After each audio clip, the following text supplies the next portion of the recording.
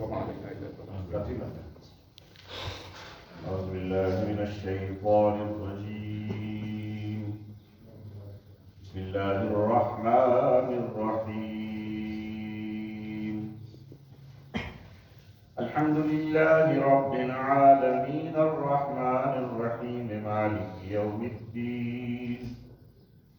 إياك نعبد وإياك نستعين.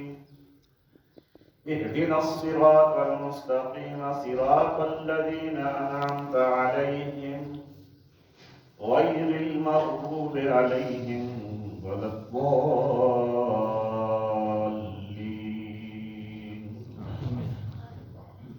بسم الله الرحمن الرحيم. ألف لام ميم. ذلك الكتاب لا ريب فيه هدى للمتقين الذين يؤمنون بالغيب ويقيمون الصلاة ومما رزقناهم ينفقون والذين يؤمنون بما أنزل إليك وما أنزل من قبلك وبالآخرة هم يوقنون أولئك على هدى من ربهم وأولئك هم المفلحون. إن الذين كفروا سواء عليهم أأنذرتهم أم لم تنذرهم لا يؤمنون. ختم الله على قلوبهم وعلى سمعهم وعلى أبصارهم غشاوة ولهم عذاب عظيم. صدق الله العظيم. الف لام میم. یہ اللہ کی کتاب ہے، اس میں کوئی شک نہیں. ہدایت ہم پرہیزگاروں کے لیے جو غیب پر ایمان لاتے ہیں، نماز قائم کرتے ہیں اور جو رزق ہم نے ان کو دیا ہے اس میں خرچ کرتے ہیں. جو کتاب ان پہ نازل کی گئی ہے یعنی قرآن، اور جو کتاب ان سے پہلے نازل کی گئی تھی ان سب پر ایمان لاتے ہیں اور آخرت پر یقین رکھتے ہیں. ایسے لوگ اپنے رب کی طرف سے راہ راست پر ہیں اور وہی فلاح پانے والے ہیں. جن لوگوں نے ان باتوں کو تسلیم کرنے سے انکار کر دیا ان کے لیے یکساں ہے، خواہ تم انہیں خبردار کرو یا نہ کرو، بہرحال وہ ماننے والے نہیں ہیں. اللہ نے ان کے دلوں اور ان کے کانوں پر مہر لگا دی ہے اور ان کی آنکھوں پر پردہ پڑ گیا ہے اور وہ سخت سزا کے مستحق ہیں.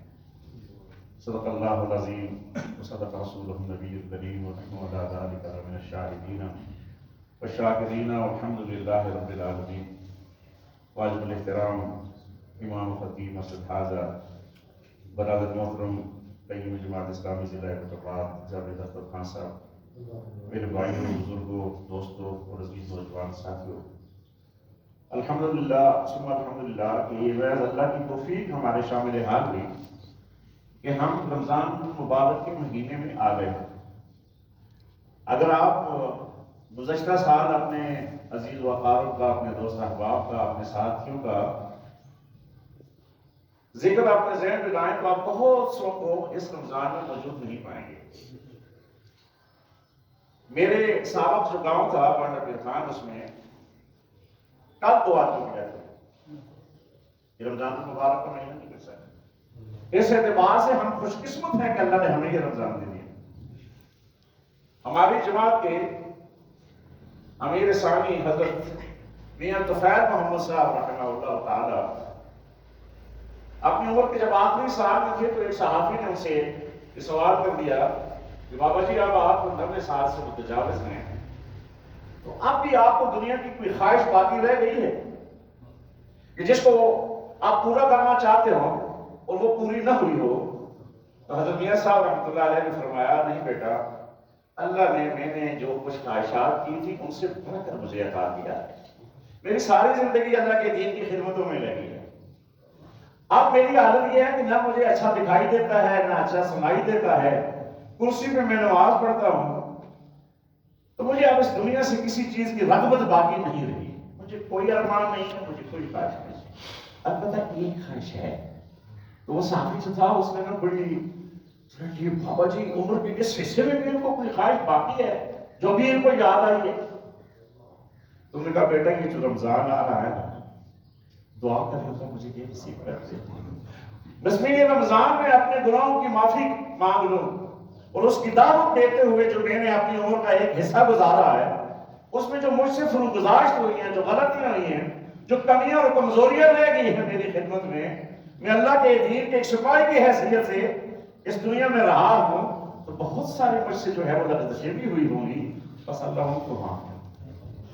یہ رمضان مجھے بھی اتنا بڑھیا مہینہ ہے، اور تم جاوید اختر خان بھائی نے آپ کے سامنے کوزے میں دریا بند کیا کہ یہ نیکیوں کا موسم ہے، بہار ہے، اور پھر اس رمضان کا اس قرآن کے ساتھ بڑا تعلق ہے۔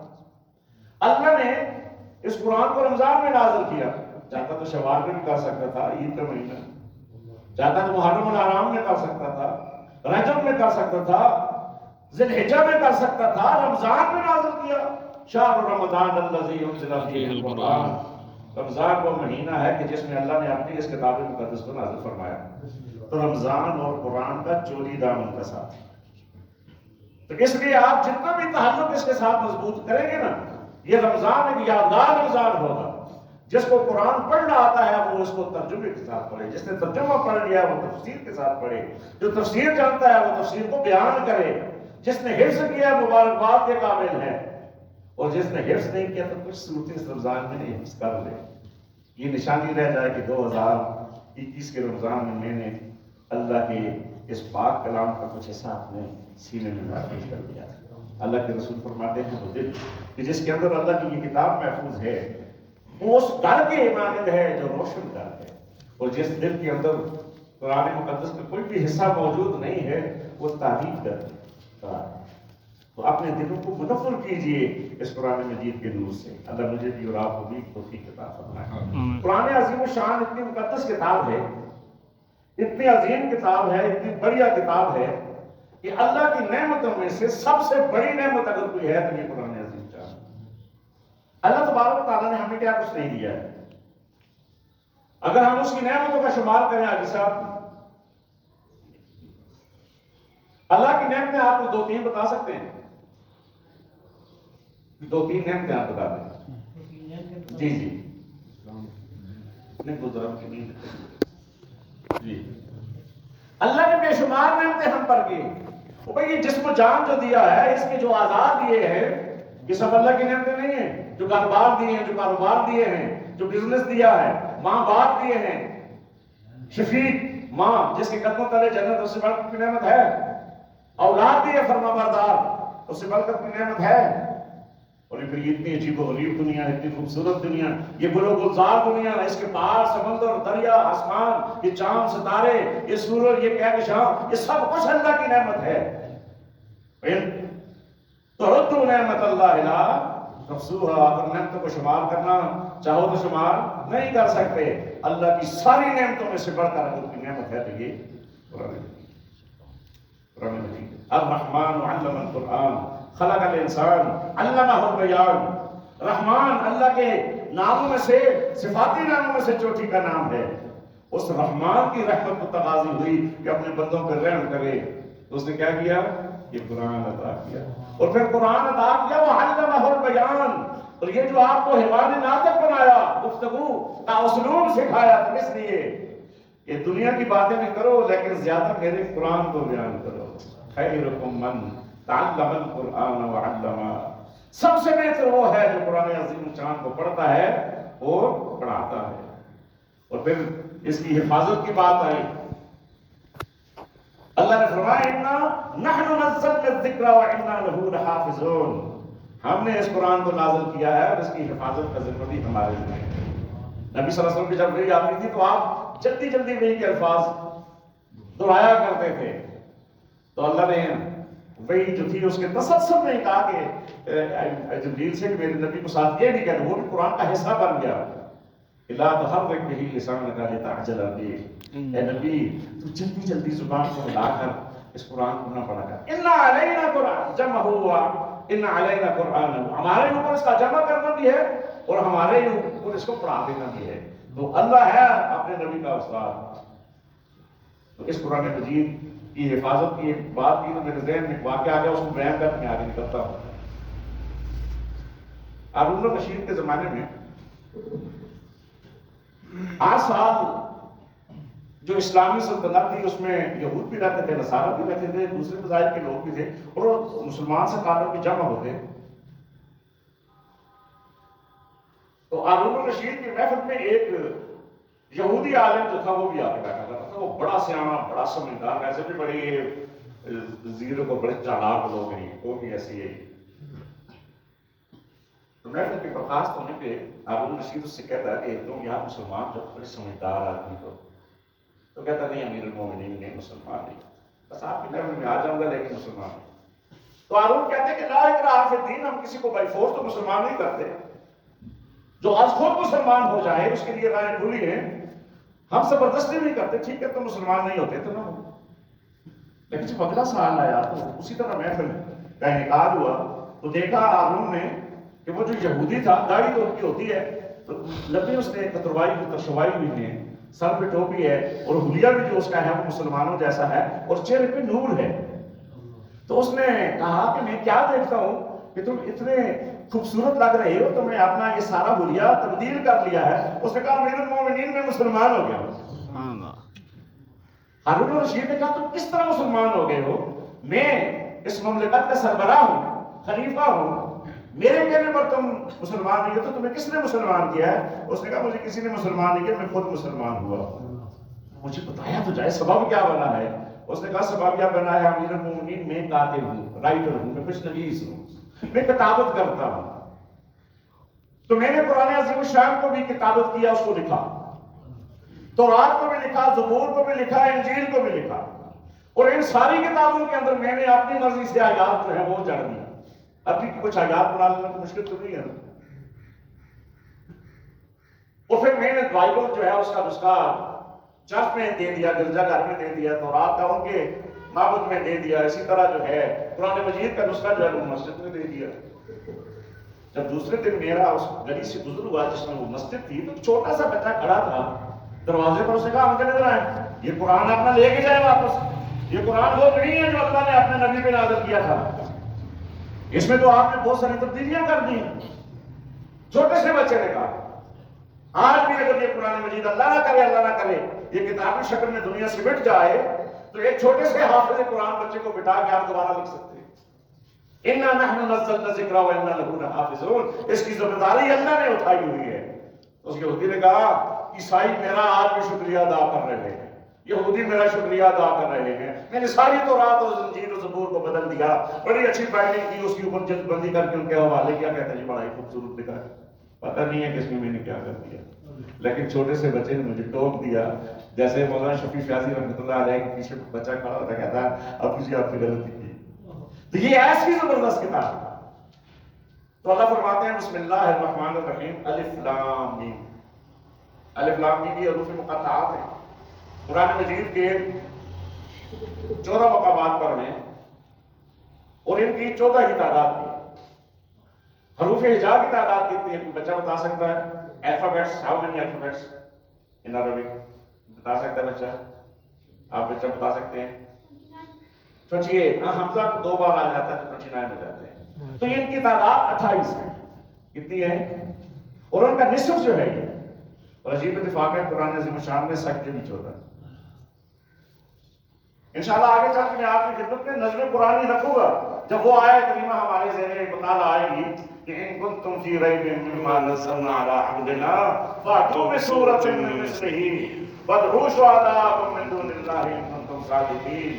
اگر تم کہتے ہو یہ قرآن محمد صلی اللہ علیہ وسلم اور ابوبکر عمر نے بالبیعت کے لکھ لیا ہے، یہ اللہ کی کتاب نہیں ہے، تو پھر تم بھی لے آؤ ایک سورت اس جیسی اگر تم سچے ہو. تو آج تک یہ دعویٰ قرآن کا موجود ہے، کوئی اس کی مثل، بڑے لوگوں نے گھوڑے دوڑائے ہیں لیکن اس کی مثل نہیں لا سکا. تو الف لام میم یہ عربوں کا بھی قاعدہ تھا اس وقت جو ہے. اگر آپ کلام جاہلیت کے نمونے دیکھیں تو شعراء بھی اس طرح کے مقطعات اپنے کلام کے آغاز میں رکھتے تھے. ہمارے اپنے ہندو اور پنجابی کے شعراء جو ہیں اب الف حمد ربینو اپن کاف کار پہ نہ فلاں فلاں. تو یہ ہوتا ہے ہر زبان کے اندر کہ وہ حروف تہجی کو شروع میں لے آتے ہیں. اور کمال یہ ہے کہ جب الف لام میم سے قرآن مجید کا آغاز ہوا تو قریش مکہ جو اس کی ہر آیت پہ اعتراض کرتے تھے کہ یہ من جانب اللہ نہیں ہے. یہ الف لام میم اور یہ الف لام را اور یہ قاف ہا یا عین صاد اور یہ صاد اور یہ قاف اور یہ نون، ان حروف مقطعات پر کسی نے بھی اعتراض نہیں کیا. وہ جانتے تھے کہ یہ عربوں کا اسلوب ہے. بعض مفسرین نے ان کے معنی بیان کرنے کی کوشش کی ہے کہ یہ لیکن حضرت مولانا سید اللہ مودودی رحمۃ اللہ علیہ اور دیگر مفسرین نے یہ فرمایا کہ یہ ایسے ہیں کہ یہ صرف اسلوب عرب ہے. ان کے معنی اور مفہوم کو سائے اللہ کے اور اس کے رسول کو نہیں جانتا. اللہ کے نبی نے جب بیان نہیں کیا تو ہمیں اس میں گھوڑے بنانے کی کیا ضرورت ہے. پھر بھی علماء نے اپنی سی کوشش کی ہے. روح المعانی میں علامہ محمود آلوسی رحمۃ اللہ علیہ نے بڑی عجیب بات کی. وہ کہتے ہیں کہ یہ جو حروف مقطعات ہیں یہ چیلنج ہے عربوں کو کہ تمہیں اپنی زبان دانی پہ بڑا ناز ہے. تم کہتے ہو نحن عرب، ہم عرب ہیں، اور باقی لوگوں کو کہتے ہو عجم. عجم کا معنی کیا ہے؟ گونگا، جو بات نہ کر سکتا ہو، اظہار معافی ضمیر کی جس میں قدرت نہ ہو، اس کو عجم کہتے ہیں. ہمیں وہ عجمی کہتے ہیں اور اپنے آپ کو عربی کہتے ہیں. تو تم عرب ہو تو تمہاری زبان میں اللہ نے قرآن نازل کیا ہے، اسی حروف کا جام یعنی بات آسان ہے. تو تمہیں اپنی شعر و شاعری پر بڑا ناز ہے تو پھر بتاؤ اس جیسا قرآن لاؤ اگر تم اپنے دعوے سے سچے. تو یہ قرآن مقدس اللہ تبارک و تعالیٰ نے عربی مبین میں نازل فرمایا. اس زبان کو اللہ تبارک و تعالیٰ نے منتخب کیا جو محمد رسول اللہ کی زبان ہے. فصاحت عرب تھے اللہ کے رسول، ان کے لب و لہجے میں یہ قرآن نازل ہوا ہے اور اس کی حفاظت کا ذمہ بھی اللہ نے اپنے ذمہ لیا. مفسرین کہتے ہیں کہ الف لام میم یہ ایک حرف نہیں ہے، یہ 3 حرف ہے اور یہ لفظ بھی نہیں ہے. اس کو الگ نہیں کہہ سکتے آپ، یہ سیپریٹ ہی پڑھیں اللہ تعالیٰ الف لام میم. تو ایک حرف پر آپ کو نہیں ملتی ہے، ایک نیکی نہیں ملتی بلکہ 10 نیکی ملتی. من جاء بالحسنۃ فلہ عشر امثالھا. تم میں سے کوئی اگر ایک نیکی میں لے آئے ہم اس کو 10 سے ملٹیپلائی 10 سے زیادہ. تو الف لام میم پڑھنے سے کتنی نیکی مل جاتی ہیں؟ 20. اور بعض علماء نے اس میں اور نقطہ نکالا. وہ کہتے ہیں کہ جو الف ہے یہ بھی تو الف لام اور فا سے مل کے بنتا ہے. تو گویا الف کے اندر بھی 3 حرف ہیں، لام بھی لام الف اور میم سے مل کے بنتا ہے، اس میں بھی 3 حرف ہیں. اور میم بھی میم یا اور میم سے بنتا ہے، اس میں بھی 3 حرف ہیں. تو آپ کتنے ہو گئے؟ کیا بھائی 9 ہو گئے. اب 9 کو 10 سے ضرب دے تو 9 تو آپ کو الف لام میم کہنے سے مل جائے. یہ اتنی زبردست کتاب ہے. اللہ تبارک و تعالیٰ اس کتاب مقدس کے پڑھنے پڑھانے والوں پہ اپنی رحمت نازل فرماتا ہے. نبی کریم صلی اللہ علیہ وسلم کی حدیث بڑی پیاری ذہن میں آ گئی ہے. اللہ کے سچے رسول فرماتے ہیں مجتمع قوم فی بیت من بیوت اللہ. اللہ کے کچھ بندے اللہ کے کسی گھر میں بیٹھتے ہیں. آج ہم اللہ کے گھر میں بیٹھتے ہیں نہیں. اگر یہ درس قرآن کسی گھر میں بھی ہو رہا ہو تو وہ بھی ساری زمین کس کی ہے؟ اللہ کی ہے. ساری زمین مسجد ہے. زمین کا کوئی چپا، کوئی گوشہ، کوئی کونا غیر اللہ کی بندگی کے لیے نہیں ہے. سب کچھ کس کے لیے ہے صاحب؟ اللہ کی بندگی کے لیے. اگر زمین کے کسی کونے پر جوانوں، خاص طور پر یہ میرا میسج آپ کے لیے کہ غیر اللہ کی بندگی ہو رہی ہے تو اس کے ذمہ دار نہیں ہو رہا. کیوں ہو رہی؟ زمین اللہ کی ہے، اس پر اللہ کی بندگی ہونا چاہیے.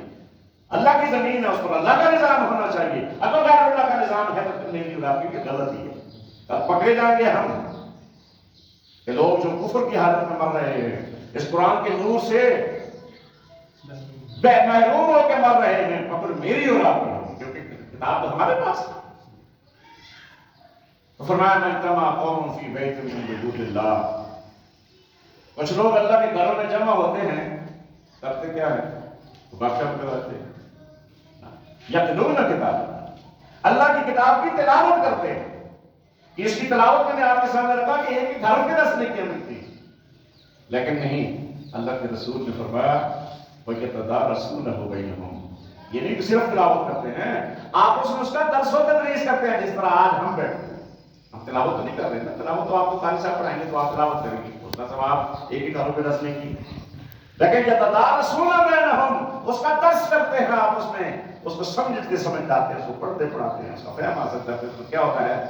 الا نزلت علیہم السکینہ، ان پر اللہ کی طرف سے سکینت نازل، سکون نازل ہوتا ہے، وغشیتہم الرحمہ، اور اللہ کی رحمت ان کے اوپر سایہ فگن ہو جاتی ہے، اپنے پروں کے نیچے ان کو ڈھانپ لیتی ہے، وذکر اللہ فیما عندہ، اور اللہ ملائیہ میں ان کا ذکر کر رہا ہوتا ہے۔ آج ہم اس کا ذکر یہاں کر رہے ہیں، اور میرا اور آپ کا ذکر کہاں ہو رہا ہے؟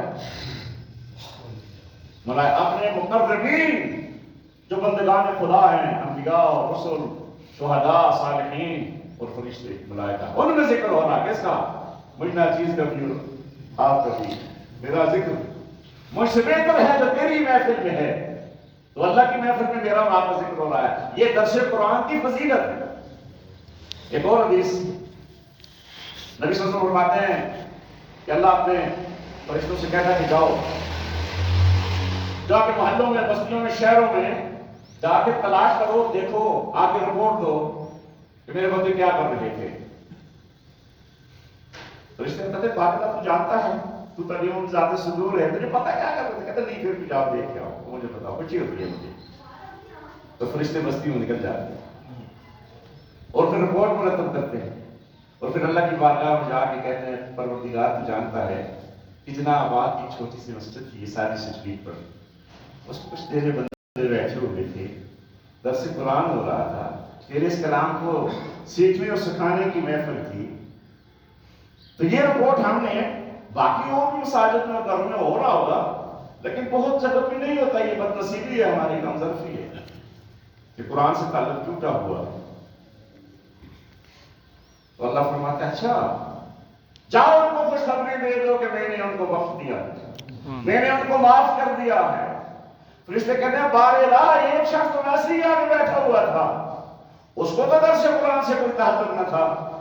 کچھ لوگوں کو یہ عادت ہوتی ہے کہ تقریریں سننے کا شوق ہوتا ہے کہ فلاں صاحب بڑی اچھی تقریر کرتے، بڑا اچھا بیان کرتے، تو وہ تو ایسے ہی تقریر کی لذت لینے کے لیے آیا تھا، سن کے تقریر کی لذت، میں نے کہا گویا کہ یہ میرے دل میں تھا۔ کچھ لوگوں کو تو یہ بھی ہوتا ہے، بعض لوگوں کا خیال ہوتا ہے کہ مودودی صاحب نے یہ بی اے پاس مولویوں کی ایک جماعت بنا لی ہے، بس کٹیں انہوں نے پہنی ہوئی ہیں اور کنگھی کی ہوئی ہے، اور یہ درس قرآن دیں گے، اور یہ کس مدرسے کے فارغ ہیں، وہ یہ دیکھنے کے لیے آتے ہیں یہ کیسے بیان کرتے ہیں، اس طرح بھی لوگ آ جاتے ہیں، نقاد کی حیثیت سے بیٹھتے ہیں، لیکن قربان جاؤ اس قرآن عظیم کی عظمت پر، اللہ فرماتا ہے جاؤ اس کو بھی خوشخبری دے دو میں نے، اور اس کو بھی معاف کر دیا۔ حدیث کے الفاظ ہیں لا یشقى جلیسہم، جو ان کے درمیان آ کے بیٹھتا ہے، خواہ مخالف جماعت ہی کا کیوں نہ ہو، اس درس قرآن کی محفل میں آنے والے کی بخشش ہو جاتی ہے۔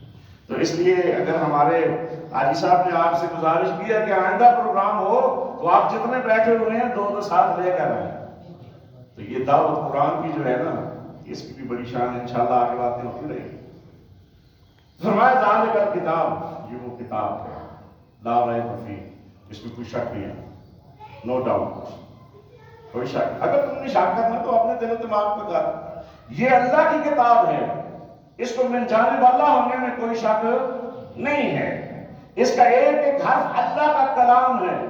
میں جو بات کرتا ہوں نا، ہماری مادری زبان اردو نہیں ہے، میں آپ کا بھائی ہوں، ہزارے کا ان کو بولنے والا ہوں، میری ماں کی زبان ان کو میری زبان ہے، لیکن ہم نے اردو کو پڑھا، بہت ساری غلطیاں اگر کوئی اہل زبان بیٹھا تو نکال سکتا ہے کہ آپ کی زبان میں یہ لفظ تھی، نطق صحیح نہیں تھا، زبر زیر کا فرق تھا، لہجہ ٹھیک نہیں تھا، مخارج الحروف صحیح نہیں تھے، ہر زبان کے ہوتے ہیں، لیکن یہ اللہ کا کلام ہے، اس میں کسی قسم کی کوئی غلطی نہیں، یہ اللہ کا کلام ہے۔ ایک تو میرا کلام ہے جو آپ سن رہے ہیں، بہانہ اللہ کا کلام ہے میرے زبان پر، تو آپ کو حظ ہو رہا ہے، لطف آ رہا ہے۔ اگر میں اس کو بند کر کے آپ کی بات کریں تو آپ کہیں گے یار یہ جان چھوڑے وہ کسی طرح جائے، لیکن قرآن مجید جو ہے جب زبان پہ جاری ہوتا ہے تو پھر اس کا عجیب، کیونکہ یہ کس کا کلام ہے جی؟ یہ اللہ کا کلام ہے۔ حضرت سعید ابن مسیب رضی اللہ تعالیٰ عنہ وہ کہ ہیں وہ جید تابعی ہے، اللہ ان کو رحمت فرمائے، آمین۔ ان سے کسی نے پوچھا کہ میں اللہ سے بات کرنا چاہتا ہوں، تو میں کیسے بات کروں؟ حضرت سعید ابن مسیب رحمہ اللہ نے فرمایا تو قرآن پڑھا کر، جب تو قرآن پڑھے گا تو تجھے سمجھ کے پڑھا سو، تجھے محسوس ہوگا کہ میں اللہ سے میں گفتگو ہوں، اللہ سے بات کر رہا ہوں۔ حضرت علی کرم اللہ وجہ تعالیٰ الکریم سے کسی نے پوچھا کہ میں اللہ سے ملاقات کرنا چاہتا ہوں، اللہ سے بات کرنا چاہتا ہوں، تو شیخ خدا رضی اللہ تعالیٰ عنہ نے فرمایا کہ تو اگر اللہ سے ملاقات کرنا چاہتا ہے تو نماز پڑھا کر، الصلاۃ معراج المومنین، اور تو اگر اللہ سے بات کرنا چاہتا ہے تو اس کی کتاب پڑھا۔ تجھے اللہ اس قرآن مجید کی ایک ایک سطر میں، ایک ایک آیت میں گفتگو نظر آئے گا، بالکل اسی طرح کہ جیسے کسی زمانے میں ہمارے ہندوستان کے میں بھی سیکنڈ لاسٹ دے گیا اورنگزیب عالمگیر رحمۃ اللہ علیہ، مغل بادشاہ،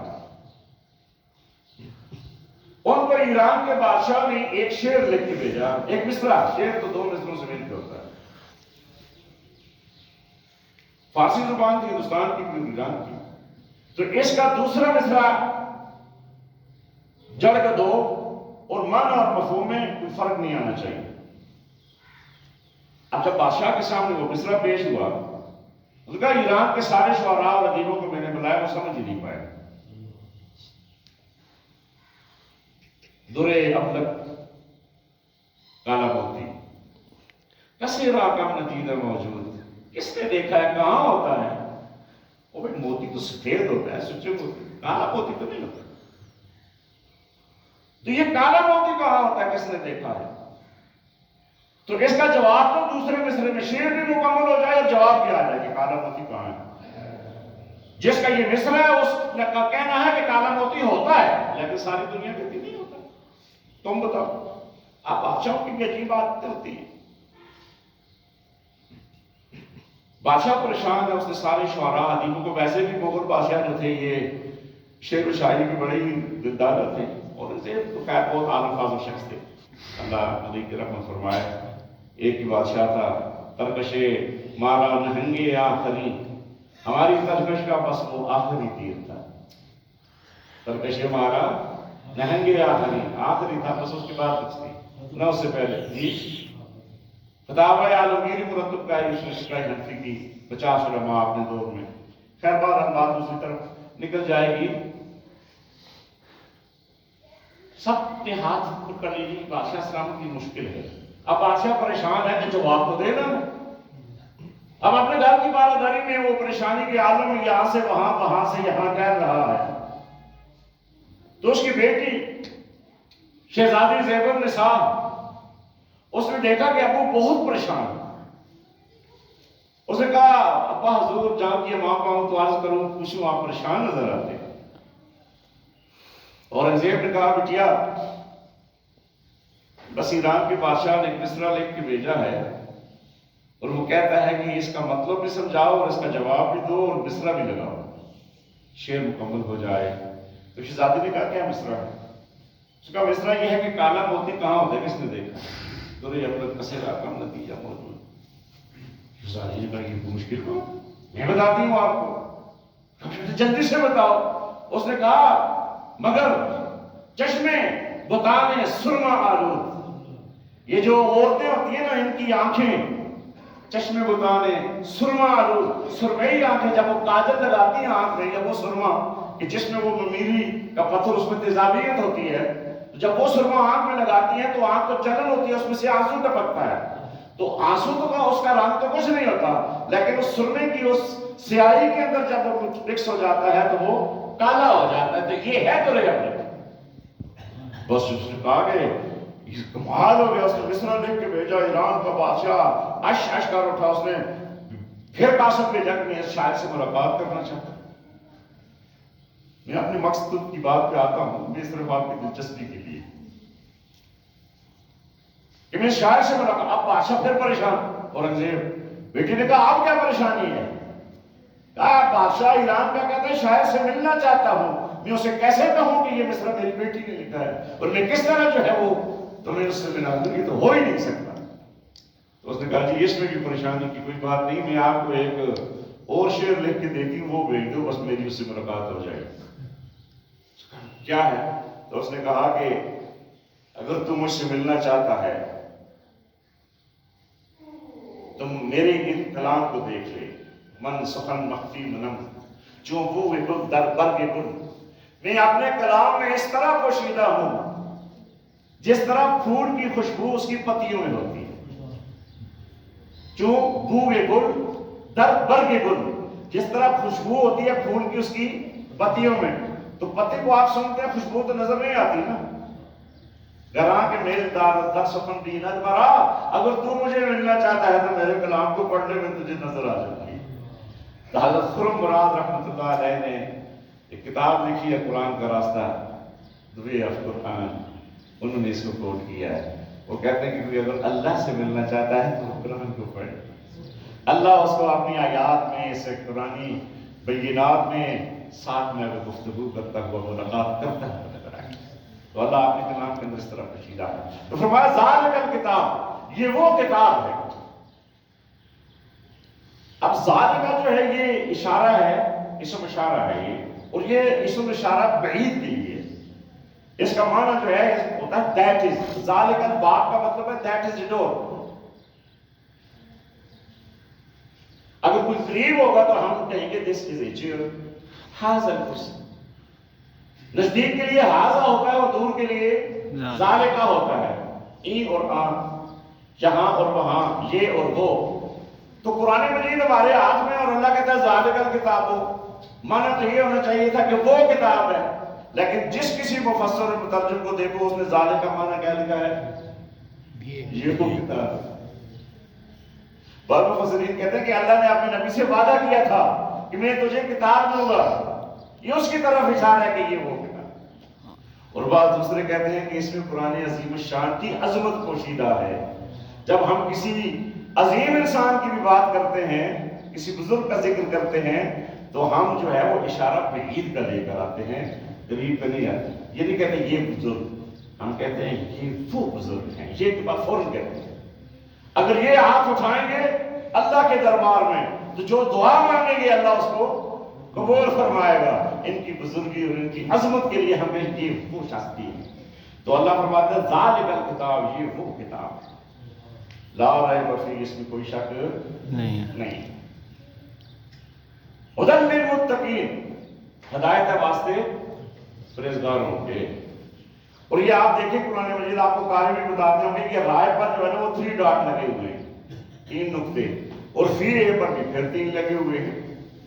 تو یہ قرات کا ایک اصول بھی بیٹو بچوں آپ کو میں بتا دوں کہ جب اگر پڑھ رہے ہو نا آپ ذالک الکتاب لا ریب، ریب پہ آپ رک جائیں تو پھر فی اے پہ نہ رکیں، اور اگر آپ لا ریب پہ نہ رکیں تو فی اے پہ لازمی رکیں۔ تو یہ 2 وقف ہیں جو آپس میں معانقہ کر رہے ہیں، ساتھ لکھا ہوتا ہے معانقہ۔ معانقے کا مطلب ہوتا ہے بغلگیر ہونا، اور ہاتھ میں لانے کو کہتے ہیں مصافحہ۔ ہاتھ میں لانا مصافحہ ہے اور بغلگیر ہونا معانقہ ہے۔ تو یہ 2 وقف کیا کر رہے ہیں آپس میں؟ معانقہ کر رہے ہیں، ایک پہ رکیں تو دوسرے پہ نہ رکیں، اور اگر ایک پہ نہ رکیں تو دوسرے پہ ضرور رکیں۔ تو اگر آپ کہتے ہیں ذالک الکتاب لا ریب، یہ لا ریب کتاب ہے، تو اگر رک کے تو آگے کہیں آپ فی ہدی للمتقین، تو اس کا مطلب ہے اس کے اندر ہدایت ہے پرہیزگاروں کے لیے۔ آگے بھائی قرآن مجید تو کہتا ہے شہر رمضان الذی انزل فیہ القرآن ہدی للناس وبینات من الہدی والفرقان۔ اس قرآن کو ہم نے نازل کیا علی صاحب رمضان کے مہینے میں، اور یہ کیا ہے؟ یہ ہدی للناس، تمام انسانیت کے لیے یہ ذریعہ ہدایت ہے۔ اور یہاں اللہ شروع میں کہتا ہے ہدی للمتقین، تو بظاہر یہ دونوں باتیں آپس میں متعارض لگتی ہیں، نہیں آپ قاری صاحب سے پوچھیں جو بچوں کو پڑھاتے ہیں، یا کسی اسکول ٹیچر سے پوچھیں، کسی پروفیسر سے پوچھیں، تو وہ ایک لیسن تیار کر کے جاتا ہے تو وہ تو سارے بچوں کے لیے لے کے جاتا ہے۔ ایک کلاس کے اندر 20-25 بچے ہوتے ہیں نا، تو ان میں سے پھر کچھ دو چار بچے کہتے سر دوبارہ آپ ریپیٹ کریں، ایکسپلین کریں، بات سمجھ میں نہیں آئی ہے، تو پھر دوبارہ بیان کرتا ہے وہ. جب ایگزام ہوتا ہے تو سارے پاس نہیں ہوتے، پاس وہ ہوتے ہیں جو بات کو غور سے سنتے ہیں، پک کرتے ہیں، سمجھتے ہیں، یاد رکھتے ہیں، اور جو یاد نہیں رکھتے، جو سمجھنا نہیں چاہتے، وہ فیل ہو جاتے ہیں. تو کیا اس میں ٹیچر کی غلطی ہے؟ اس نے تو جو لیسن تیار کیا تھا وہ تو سب کے لیے تھا، لیکن ہدایت کچھ کو ملی اور کچھ کو نہ ملی. ہے تو یہ ساری انسانیت کے لیے ہدایت، ادھر للناس ہے یہ، لیکن ہدایت پاتا کون ہے؟ جو متقین ہوتے ہیں، جو پرہیزگار ہوتے ہیں. یہ تقویٰ کیا چیز ہے جی؟ اس قرآن مجید کو نازل کرنے اور اس ماہ سیام کو فرض کرنے کی جو علت اللہ نے بیان کی، یا ایھا الذین آمنوا کتب علیکم الصیام، اے اہل ایمان تمہارے اوپر روزے فرض کیے گئے جیسا کہ تم سے پہلے لوگوں پر فرض کیے گئے تھے. کما کتب علی الذین من قبلکم، اس لیے لعلکم تتقون، تاکہ تم پرہیزگار ہو جاؤ، تمہیں تقویٰ کی روش نصیب ہو جائے. تو رمضان کے روزوں کو نازل کیے جانے کا مقصد یہ ہے. سب سے بڑا جو مضمون ہے نا قرآن مجید کا، مخاطب اس کا انسان ہے، اور اللہ جس چیز کو پیدا کرنا چاہتا ہے وہ کیا ہے؟ وہ تقویٰ ہے. ہر نبی نے اپنی دعوت کا آغاز فرمایا ہے تو اپنی قوم کے لوگوں سے یہی کہا، یا قوم اللہ کا تقویٰ ہے. تو فرمایا کہ یہ کتاب ہدایت ہے تمام انسانیت کے لیے، لیکن پرہیزگار جو ہیں وہ اس سے ہدایت لیتے ہیں. وہ کون پرہیزگار ہیں؟ جو بلائی اور برائی کی تمیز کر سکتے ہیں. یہ قرآن سے ہدایت کرنے کی کچھ شرائط ہیں، کچھ صفات ہیں. جو برائی سے بچنا چاہتے ہیں، جو بلائی کے طلبگار ہوتے ہیں، جو اس پر عمل کرنے کے خواہش مند ہوتے ہیں، جو دنیا میں انسان بن کے رہتے ہیں، جانوروں کی طرح نہیں رہتے. وہ اس کے مضامین پہ غور و فکر کرتے ہیں. یہ نہیں کہ جدھر قدم آیا ادھر ہی فکر پڑے گا، ادھر ہی اپنی چل پڑے گا. لیکن ان متقین کے لیے تو متقی قاری صاحب وہ ہوتے ہیں جنہوں نے میری طرح سفید ٹوپی پہنی ہوئی، وہ بڑے سفید کپڑے اور ایک ہاتھ کا فریضہ بھی رکھا ہو، ڈنڈا بھی ہاتھ میں پڑا ہو، ایبا اور قبا بھی ہو، چگا جنہوں نے، اور پھر گلے میں وہ ایک ہزار دانے کی تسبیح بھی ہو، ماں ڈنڈا بھی اس کے ساتھ گھنگرو اٹھائیں، اللہ یہ ہوتے ہیں. سنت کے مطابق ہاں اللہ کا خوف جن کے دل میں ہوتا، اللہ کا پیار جن کے دل میں، اللہ کی محبت جن کے دل میں ہوتی ہے، اللہ کے عذاب سے بچنا چاہتے ہیں، اللہ کی منہیات سے رکنا چاہتے ہیں. تقویٰ کا من نہیں بچنا. آپ کسی ڈاکٹر کے پاس سعودی عرب کے اندر صاحب اسپتالوں میں لکھا ہوتا ہے الوقایہ تو خیر من العلاج، وقایہ پرہیز کو کہتے ہیں. اس کی یہی مادہ ہے واقع ہے کہ علاج سے بھی بہتر کیا ہے؟ تقویٰ ہے، پرہیزگاری ہے. آپ مضر سے چیزوں کو نہ کھائیں تو آدھی بیماری تو اس طرح دور ہو جائے گی کہ دوا لینے سے دوسری بھی دور ہو جائے گی. تو وقایہ ہے یا دوایا، مطلوب کیا ہے؟ وقایہ ہے، تقویٰ ہے، پرہیزگاری ہے، کسی چیز پرہیز کر لینا. یہاں اللہ کی معصیت سے پرہیز کرنا، بچ جانا کہتے ہیں تقویٰ، اور کل آخرت میں اس کے عذاب سے بچ جانا، یہ ہے تقویٰ. سنت کے مطابق وضع کرتا ہونا یا لباس و فراش ہونا، اس کا میں انکار نہیں، وہ ہوئے گی، لیکن سب کچھ لباس اور وضع کرتا نہیں ہے. تقویٰ یہاں اللہ کے رسول نے اپنے سینہ مبارک کی طرف، اپنے قلب اطہر کی طرف اشارہ کر کے فرمایا تھا التقویٰ ہا ہونا، التقویٰ ہا ہونا، التقویٰ یہاں ہے، تقویٰ یہاں ہے. وہ اشارہ الی صدرہ، اور اپنے سینہ پاک کی طرف اشارہ کر کے کہا کہ تقویٰ یہاں. تو تقوی کا مسئلہ کیا ہوا جی؟ دل. اے دل زندہ کہیں تو نہ مر جائے، کہ زندگانی عبادت ہے تیرے جینے سے. صحابہ اکرام کا دل تھا نا، من اللہ بقلب سلیم، دل بیدار فاروقی، دل بیدار درباری. مسیح آدم کے حق میں کیمیا ہے دل کی بیداری. ارے دل بیدار پیدا کر کہ دل خوابیدہ ہے جب تک، نہ تیری ضرب ہے کاری نہ میری ضرب ہے کاری. قرآن مجھے بھی اور آپ کو سمجھ آئے گا جب دل بیدار ہوگا. دل بیدار ہوگا تو آنکھیں نہیں کھلیں گی. یہ رمضان زبردست چیز ہے کہ اس میں نیند بھی پوری نہیں ہوتی، آرام بھی پورا نہیں ہوتا، ساری خواہشات نفس کو چھوڑتا ہے. اللہ کی صفات یہ روزہ پیدا کرتا ہے. اللہ سوتا ہے لا تأخذہ سنۃ ولا نوم، کہتے ہیں اگر بندے تو بھی نہ سو، اللہ کچھ کھاتا پیتا ہے، تھوڑی دیر میں تو بھی اپنی صفات پیدا کرنا چاہتا ہے، اور جب وہ صفات پیدا ہو جاتی ہے تو بندہ متقی بن جاتا ہے۔ ہدی للمتقین، ایسے لوگوں کے لیے ہدایت ہے۔ پھر قرآن نے تشریح کی آگے، خود القرآن یفسر بعضہ بعضا، قرآن خود اپنی تفسیر خود بیان کرتا ہے۔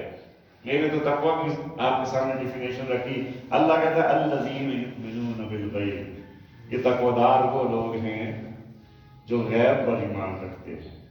ان چیزوں پر ایمان لاؤ، تقویٰ پیدا ہو جاتا ہے۔ وَيُقِیمُونَ الصَّلَاۃَ، دوسری نماز قائم کرتے ہیں۔ وَمِمَّا رَزَقْنَاهُمْ يُنْفِقُونَ، اور جو کچھ ہم نے رزق ان کو عطا کیا ہے اسے ہماری راہ میں نچھاور کرتے رہتے ہیں، اللہ کے راستے میں خرچ کرتے ہیں۔ وَالَّذِينَ يُؤْمِنُونَ بِمَا أُنزِلَ إِلَيْكَ، کہ نبی جو کچھ ہم نے تیری طرف نازل کیا نا یہ قرآن، اس کو وَمَا أُنزِلَ مِن قَبْلِكَ، تجھ سے پہلے نازل ہوا، اس پر ایمان رکھتے ہیں۔ وَبِالْآخِرَةِ هُمْ يُوقِنُونَ، اور آخرت پر یقین رکھتے ہیں۔ یہ 5 چیزیں ہیں جی اس قرآن مقدس سے ہدایت حاصل کرنے کے لیے، یہ 5 صفات، یہ 5 شرائط اگر آپ کے پاس نہیں ہے تو قرآن آپ کو ہدایت نہیں دے گا۔ آگے قرآن خود کہتا ہے یضل بہ کثیرا ویہدی بہ کثیرا، بہت سو کو اس کے جو آپ نے وہ فریم ورک پہ دیوبندی بن کے، بریلوی بن کے، شیعہ اور سنی بن کے، وہابی بن کے، اور پتہ نہیں کیا کچھ بن کے اس قرآن کو پڑھتے ہیں، ان کو ہدایت خالی الذہن ہو کے جو پڑھتے ہیں متقی بن کر، مطلب یہ ساری قدرتوں کو سے پاک ہو کے پڑھتے ہیں، ان کو ہدایت۔ تو یہ کچھ شرائط ہے جو اپنے اندر پیدا کرو تو قرآن ہدایت دے گا۔ سب سے پہلی شرط الذین یؤمنون بالغیب، وہ لوگ جو غیب پر، غیب کیا چیز ہوتی ہے کوئی بتا سکتا ہے آپ میں سے؟ جو چیزیں نظر نہ آئیں، جی جو محسوسات سے مابرا ہوں۔ اللہ کی ہستی، سب سے پہلا ایمان اللہ پر ہے، وہ کہ وہ ہماری رگے جان سے بھی زیادہ قریب ہے نا، نحن اقرب الیہ من حبل الورید، ہے کہ وہ ہمارے ساتھ، ہم ایک ہو تو دوسرا وہ، دو ہو تو تیسرا وہ، ساتھ ہے وہ ہمارے۔ جگہ جگہ اللہ کہتا ہے ان اللہ مع الصابرین اللہ مع المتقین، بہت ساری آیات ہیں کہ تمہارے ساتھ ہوں۔ اللہ کے رسول نے بھی سیدنا ابو بکر سے کہا تھا لا تحزن ان اللہ معنا، ہمارے ساتھ ہے وہ، لیکن نظر تو نہیں آتا۔ تو جو غیبی امور ہیں ان پر سب سے پہلے اللہ۔ نبی کو دیکھا آپ نے، حضرت آدم علیہ السلام سے کسی کی ملاقات ہوئی ہوگی، ابراہیم علیہ السلام کو دار الخلود میں ڈالا گیا، تم موجود او بھائی ان کو تو چھوڑو، ہم نے اپنے آقا و مولا کو نہیں دیکھا، محمد رسول اللہ کو ہم نے تو ان کی یہ چیز صحابہ نے محفوظ کی، ہم تک پہنچی تو پتہ چلا محمد رسول اللہ کے آخری نبی۔ تو ہمارے لیے تو وہ بھی غائب ہو گئے، لیکن وہ اپنی اس کتاب اور اپنی تعلیمات کے اندر زندہ اور موجود ہیں۔ مواجہ شریف کی اوپر ایک آیت ہے کہ لا ترفعوا اصواتکم فوق صوت النبی، اپنی آوازوں کو بھی میرے نبی کی آواز سے بلند نہ کرو۔ تو مفسرین کہتے ہیں کہ یہاں بھی آواز جو ہے وہ اونچی اٹھ کرنا ناجائز ہے، اللہ کے رسول میں اگر اس طرح کرتے ہیں۔ اور پھر آپ کی بات سے اپنی بات کو آگے لے جانا، حضور کی حدیث کو پیچھے اور اپنی بات کو آگے، یہ بھی اللہ کے رسول سے اپنی بات کو اونچا کرنا۔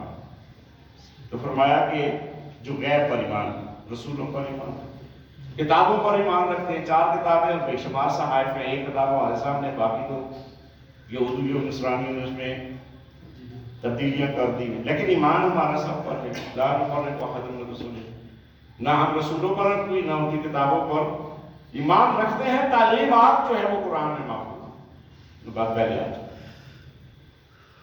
جہنم اور جنت کو کسی نے دیکھا، تو یہ ساری چیزیں کیا ہیں؟ یہ غیبی، قبر کا عذاب کو کسی نے محسوس کیا، کوئی مڑ کے آیا وہاں سے کہ وہاں کیا ہوتا ہے، تو یہ سارے غیبی ہو۔ تو فرمایا کہ سب سے پہلی شرط یہ ہے کہ وہ غیب والی کوئی یقیمون الصلاۃ، دوسری صرف جو ہے وہ نہیں کیا ہے، معاف کریں۔ جب آپ اللہ پر ایمان لاتے ہیں تو سب سے پہلے اس ایمان بالغیب کا عملی مظاہرہ جو ہے وہ کسی نہ کسی نماز کا وقت ہوتا ہے۔ ابھی کوئی کافر مسلمان ہو تو یہ زور کی نماز کا وقت ہے اس کے لیے، عصر کے بعد عصر کی نماز کا وقت، کسی بھی وقت وہ مسلمان ہوگا کسی نہ کسی نماز کا وقت ہے۔ تو اس کے اس ایمان کی عملی اظہار کا پہلا ذریعہ کیا ہے؟ نماز پڑھو۔ اور اسی لیے کل قیامت کے دن پہلا سوال بھی اسی سے متعلق ہوگا۔ روز محشر کی جانب اداس بود، اولین پرسش نماز بود۔ اور نماز والا معاملہ اگر صحیح نکل گیا تو پھر اللہ کی رحمت سے امید کی جاتی ہے کہ باقی معاملات ٹھیک ہو جائیں گے۔ سعودی عرب میں سب سے پہلے نا وہ ڈرائیونگ لائسنس مانگتے ہیں، حتی رخصت۔ اگر رخصت وہ ڈرائیونگ لائسنس ہو گیا، وہ ٹھیک ہو تو کہتے ہیں یا تفضل چلو جاؤ۔ اور اگر کسی کے پاس ڈرائیونگ لائسنس نہیں تو پھر کہتے ہیں رجسٹریشن بھی بتاؤ، پھر گاڑی کی کاغذ بھی بتاؤ، پھر اس کا وہ جو آپ نے اس کو انسپیکشن کرائی تھی وہ بھی بتاؤ، پھر وہ ساری باتیں، مالک کون ہے اس کا وہ بتاؤ، استبارہ بتاؤ، پھر بہت ساری چیزیں۔ کل قیامت کے دن بھی پھر ساری چیزیں پوچھی جائیں گی۔ اگر نماز والا معاملہ گڑبڑ والا ہوا، اگر نماز کا معاملہ ٹھیک ہوا، نماز جو ہے برائیوں سے روکتی ہے۔ نماز پڑھنے والا آدمی پھر روزے بھی رکھتا ہے، دوسری صحیح نماز پڑھ رہا ہو، کیونکہ نماز معراج المومنین ہے اللہ کے ساتھ۔ میں نے جیسے پہلے حضرت سعید بن حضرت علی کرم اللہ وجہ نے کیا فرمایا تھا؟ اللہ سے ملاقات کرنا چاہتا ہے نماز پڑھ، بات کرنا چاہتا ہے تو قرآن پڑھ۔ تو نماز جو ہے یہ کس کی معراج ہے؟ اور کمال یہ ہے کہ یہ شب معراج ہی فرض ہوئی ہے۔ پہلے 50 نمازیں لگتے کرتے 5، لیکن اللہ کہتا ہے لا تبدیل لکلمات اللہ، اللہ اپنے کلام میں تبدیلی نہیں کرتا، اصول میرا آپ بھی وہ ہے، تم 5 پڑھو میں 10 کے ساتھ ضرب دوں گا، 50 ہی ہو جائیں گے، ہے نا؟ من جاء بالحسنۃ فلہ عشر امثالها، 5 کا ثواب 50۔ تو سب سے پہلی چیز کیا نماز؟ اللہ کے رسول فرماتے ہیں بخاری مسلم کی دوسری روایت، من اقامها فاقام دین، جس نے نماز کو قائم کیا، نماز پڑھنا نہیں ہوتا، ریڈنگ صلاۃ نہیں ہوتا ہے، قیام الصلاۃ، نماز کا قائم کرنا، امام ہو، مقتدی ہو، مسجد ہو، وقت ہو، یہ قیام ہے۔ تو جو قائم کرتے ہیں نماز کو، من اقامها فاقام دین کلہ، جس نے نماز کو قائم کیا اس نے پورے دین کو قائم کیا۔ ومن ہدمها، ہدم تو آپ اردو میں بھی استعمال، من ہدمها فہدم دین کلہ، اور جس نے اس نماز کو ڈائنامیٹ کر دیا، جس نے اس کو گرا دیا، گویا اس نے پورے دین کی عمارت کو زمین بوس کر دیا۔ تو یہ نماز جو ہے یہ ایک تو فرسٹ پلر آف اسلام ہے، بنیادی رکن ہے۔ بنی الاسلام علی خمس، شہادت واللہ الہ الا اللہ وان محمد عبدہ ورسولہ، اللہ کی وحدانیت کی اور اللہ کے رسول کی رسالت کی گواہی کی بات سب سے پہلے جو عملی وضع ہے وہ کیا ہے؟ اقامت الصلاۃ و ایتاء الزکوٰۃ و صوم رمضان و حج بیت اللہ من استطاع الیہ سبیلا، 5 چیزیں، نماز ہے، روزہ ہے، حج ہے، وہ زکوٰۃ۔ تو نماز سب سے پہلی چیز ہے۔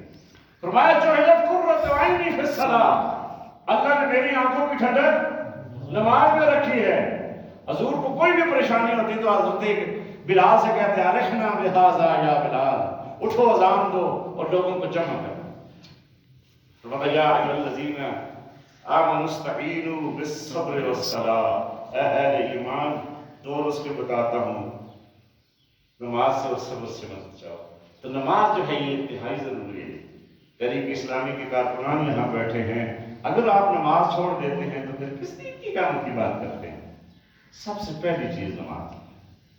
ہمارے جو پروگرامات ہوتے ہیں، ہفتہ واری اجتماعات ہوتے ہیں، اس میں ہمارا کارکن اور رکن سب سے پہلے اپنی رپورٹ دیتا ہے کہ ناظم صاحب اس مہینے کے اندر میری اتنی نمازیں قضا ہوگی، اس نے کیوں نہیں کی؟ بتاؤ ریزن کیا ہے، شرعی سبب کیا ہے، عذر شرعی بتاؤ۔ اتنی جو ہے وہ انفرادی ہو گئی ہیں جماعت کے بغیر، کیوں ہوئی ہے؟ سب سے پہلے یہاں ریاست کرتے ہیں ہم اس سوال کی کہ روز محشر جان گداز بود اولین پرسش نماز بود، ہمارے رپورٹ فارم میں سب سے پہلی چیز نماز۔ تو اس اعتبار سے جماعت اسلامی داد تحسین کی مستحق ہے کہ وہ اپنے اجلاس کے اندر سب سے پہلے تذکرہ نماز کرتے ہیں۔ تو فرمایا کہ اس قرآن سے ہدایت حاصل کرنے والے غیب پر ایمان رکھتے ہیں اور نماز قائم کرتے ہیں، اور تیسری فرمایا وَمِمَّا رَزَقْنَاهُمْ يُنْفِقُونَ، اور جو کچھ ہم نے ان کو عطا کیا ہے اس میں سے اللہ کے راستے میں خرچ کرتے ہیں۔ رزق کا معنی وہ مکئی یا کڑم کے یا چاول کے دانے نہیں ہیں، نہ ریال ہے، نہ ڈالر ہے، نہ روپے ہیں، جو کچھ بھی اللہ نے ہمیں عطا کیا ہے یہ سارا اس کا رزق ہے۔ صحت ہے، جان ہے، مال ہے، بینک بیلنس بھی ہے، کھیت کھلیان ہے، کتب کنداری ہے، بزنس کاروبار ہے، یہ سب اللہ کا رزق ہے۔ تو اس سب کو اللہ کے راستے میں خرچ کرتے ہیں۔ وقت بھی اللہ کا رزق ہے کہ اس کو بھی میری راہوں میں لٹاتے ہیں، مال بھی لٹاتے ہیں، جان کی صلاحیتیں بھی اس کام میں لگاتے ہیں۔ اس قرآن سے ہدایت کا یہ تیسرا جو ہے وہ وصف ہے، یہ تیسری شرط ہے کہ غیر پر ایمان، نماز کا قیام، اور پھر جو کچھ ہم نے عطا کیا ہے اس کو میرے راستے میں خرچ کریں۔ زکوٰۃ بھی اس سے مراد ہے، اور صدقات نافلہ اور غیر نافلہ کی سارے ہی اس سے مراد ہے۔ حدیث قدسی ہے، انفق یا ابن آدم انفق علیک، اے آدم کے بیٹے تو خرچ کر، تیرے اوپر خرچ کیا جائے گا۔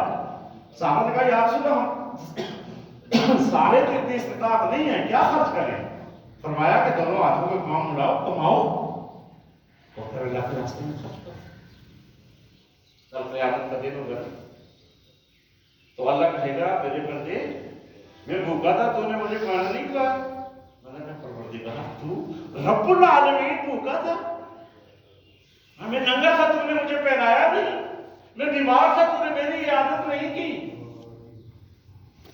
تو بندہ پوچھے گا کس طرح؟ اللہ فرمائے گا تیری بستی میں وہ فلاں بندہ جو ڈسٹرکٹ ہیڈ کوارٹر اسپتال میں یا کمپلیکس میں داخل تھا، تو دیکھنے جاتا تو مجھے وہاں پاتا، جو بھوکا تھا اس کو کھانا کھلاتا تو مجھے وہاں پاتا، کسی بچی کے ہاتھ پیلے کرنے کے لیے اس کے ماں باپ کو کچھ دے دیتا تو ان کے ساتھ مجھے پاتا۔ یہ جو ہے نا العیال خلق اللہ، الخلق عیال اللہ، یہ مخلوقات اللہ کا کنبہ ہے۔ اس لیے الخدمت فاؤنڈیشن ہماری دیکھتی ہے کہ اللہ کے بندے وہ ہندو ہوں، سکھ ہوں، عیسائی ہوں، وہ دیوبندی ہوں، بریلوی ہوں، شیعی ہوں، سنی ہوں، سب کی مساجد، سب کی عبادت گاہیں۔ میں اور حاجی صاحب ہم گئے بیروت، تو بندر جو ہے وہ بھوکے مر رہے تھے، ہوٹل بند تھے۔ آفرین ہے جماعت اسلامی کے کارکنوں پر، جہاں انہوں نے انسانوں کو غذا فراہم کی ہے، وہاں اللہ کی اس مخلوقات بندروں کو بھی جا کے مما رزقناہم ينفقون، آنکھیں کھولتی ہے یہ کتاب۔ تو خدمت کے ساتھ بھی آپ وابستہ ہو جائیے، اپنی زکوٰۃ ان کو دیجیے، اپنی صدقہ و خیرات ان کو دیجیے، اپنی قربانی، اپنا فطرانہ ان کو دیجیے۔ آپ کو معلوم بھی نہیں ہوگا یہ اللہ کے ان مستحق بندوں تک پہنچے گا، اور کل قیامت کے دن جو ہے وہ آپ کو سامنے نظر آ جائے گا جب آپ کی بند ہے۔ تو فرمایا جو ہمارے راستے میں کیا کرتے ہیں؟ خرچ کرتے ہیں۔ والذین یؤمنون بما انزل الیک، اے نبی جو تیری طرف ہم نے پوچھا ہے۔ چوتھی صفت کیا بیٹا؟ چوتھی صفت اس قرآن سے ہدایت حاصل کرنے کی۔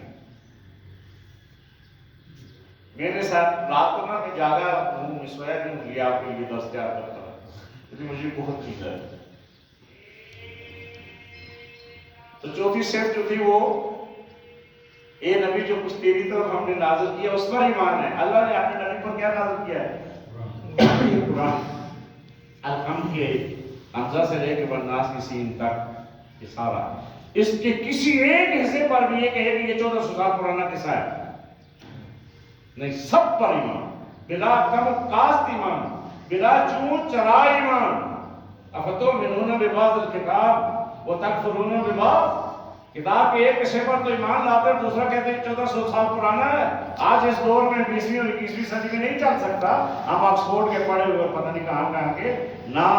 فما جزاء من یفعل ذلک الا خزی فی الحیات الدنیا، جو ایسا کرتے ہیں ان کو پھر ہم اس دنیا میں رسوا کن عذاب، اور پھر کل آخرت میں بھی ان کے لیے وہ اشد العذاب وہ بھی تیار کیا ہوا ہے۔ تو یہ سارے قرآن پر نبی ان کا ایمان ہے، تیری ساری ہدایت کو ان کا ایمان ہے۔ اور آگے فرمایا وما انزل من قبلک، تو جو تجھ سے پہلے نازل ہوا ہے اس پر بھی ان کا ایمان ہے۔ وہ کون کون سی چیزیں ہیں؟ وہ صحائف سماویہ، اور وہ 3 کتب جس قرآن کے علاوہ ہیں، توراۃ، زبور، انجیل، اور وہ تمام انبیاء اور رسل جو اس سے پہلے 1,24,000 سب پر ایمان، سب پر ایمان۔ اور یہاں مولانا مفتی محمد شفیع صاحب رحمۃ اللہ علیہ نے بڑی عجیب ایک نقطے کی بات نکالی ہے۔ معارف القرآن میں وہ لکھتے ہیں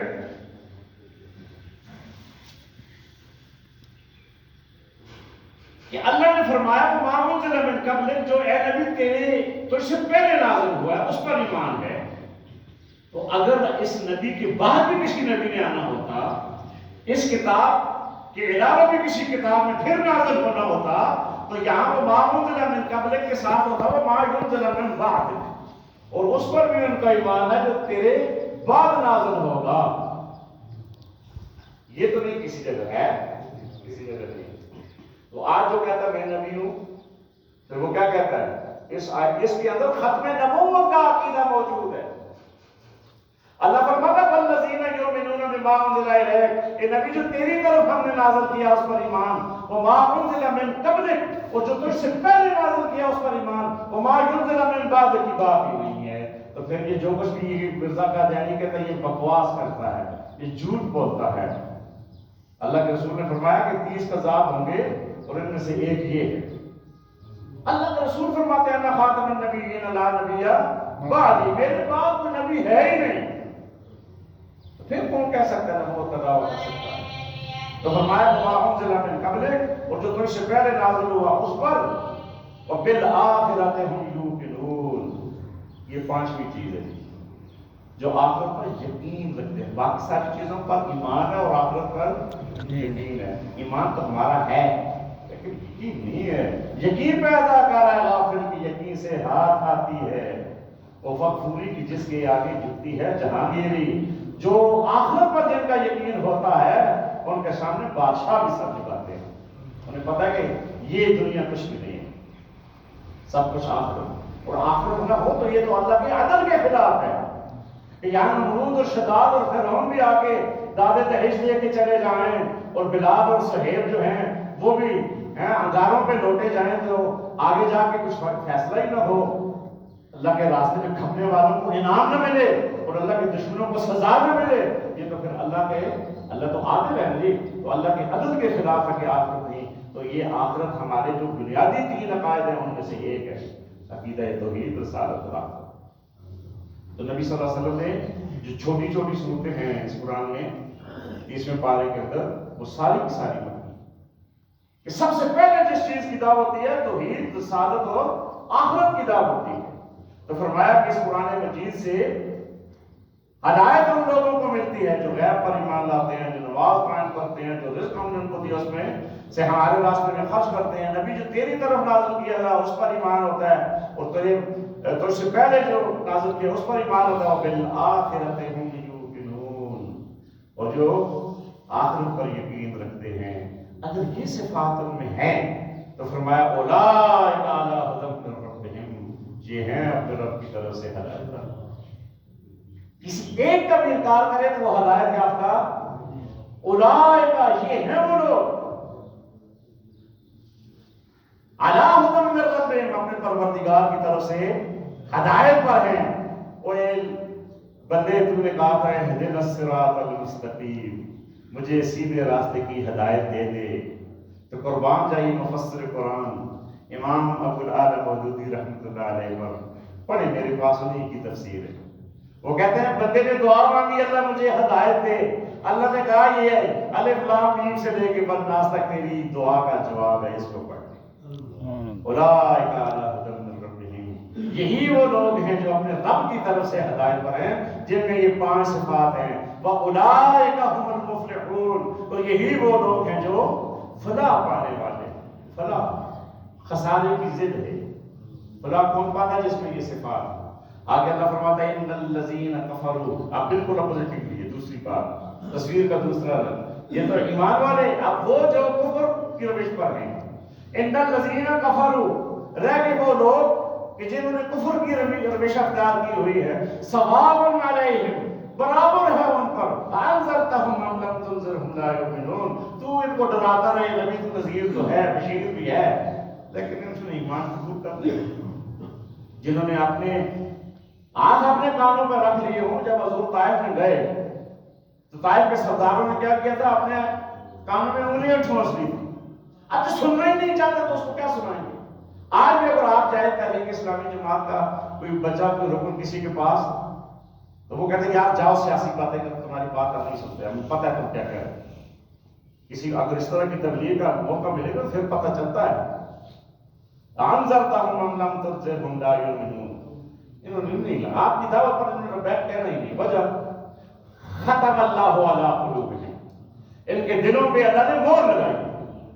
وہ جو اس جیسی شاندار کتاب کہ جس کی مسیر کوئی نہیں لگا سکتا، ایسا بہترین نبی انک لعلی خلق عظیم، جو پتھر کھا کے بھی دعائیں دیتا ہے سلام اس پر کہ جس نے بادشاہی میں فقیری کی، سلام اس پر کہ جس نے بے قصوں کی دستگیری کی، سلام اس پر کہ اسرار محبت جس نے سکھ رہا ہے، سلام اس پر کہ پتھر کھا کے پھول جس نے برسائے۔ اس نبی کو بھی تم نہیں مانتے ہو تو پھر تمہارا کیا ہے؟ ختم اللہ علی قلوبہم، ایسے پھر بدماشوں کے دلوں پر اللہ وعلی سمعہم، کانوں پر بھی دلوں پر بھی، وعلی ابصارہم غشاوہ، اور ان کی آنکھوں پر پردہ ہے۔ پردہ پر کیا؟ حق بات نظر نہیں آتی، حق بات سن نہیں سکتے، اور اسی طرح دل جو ہے ان کا حق بات قبول کرنے سے انکاری ہے، تو پھر کیا ہے ان کے لیے ہی؟ اللہ فرماتا ہے وَلَهُمْ عَذَابٌ عَظِيمٌ، اور ان کے لیے بہت بڑا عظیم عذاب ہم نے تیار کیا ہوا ہے۔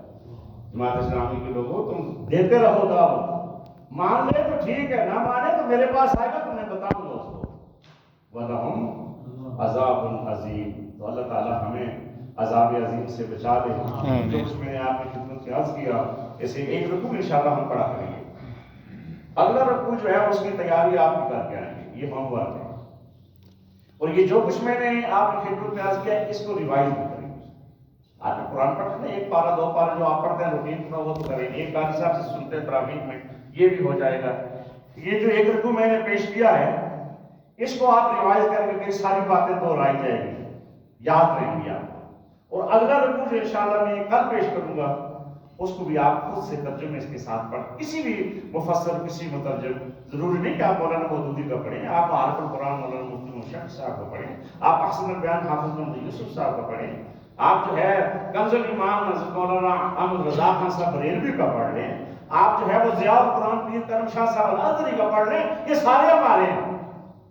قرآن سا ایک ہے، ہر ایک نے اپنے اپنے فہم کے مطابق اس کا ترجمہ اور تفسیر کیا ہے، بات اور پیغام سارا ایک ہے، اپنا اپنا رنگ ہے۔ یہ رکوع جو میں نے آپ کی خدمت میں پیش کیا، آپ نے اس کو کئی بار سنا ہوگا، پڑھا بھی ہوگا، تو ہر گلیرا رنگ بو میں دیگرس، ہر ایک آدمی اپنے اپنے انداز میں بات کرتا ہے، تو آپ جس مفسر کا بھی پڑھیں لیکن پڑھتا ہے۔ جب آپ پڑھ کر آئیں گے، تفسیر ابن کثیر سب سے بہترین ہے، اس کو دیکھ کر آئیں گے تو میری بات جو ہے وہ زیادہ آپ کی سمجھ میں آئے گی۔ اللہ مجھے اور آپ کو ان کی توفیق عطا فرمائے۔ وآخر دعوانا الحمدللہ رب العالمین۔ آپ کچھ کمنٹس دے دیں پھر دعا۔ بس یہ اللہ تعالیٰ جزائے خیر دے مولانا کو، اور یہ جو باتیں وہ کہتے ہیں نا، بیان گرچہ میرا بہت شوق نہیں لیکن شاید کہ اتر جائے تیرے دل میں میری بات، تو یہ ہے کہ اللہ تعالیٰ ان کی باتوں کو ہمارے دلوں میں اتار دے۔ اور کل جو سبق ہے وہ یہی ہے کہ جس کا انہوں نے کہہ دیا، لیکن ایک سبق اور ہے کہ اپنے ساتھ دو تین بندوں کو اور بھی لے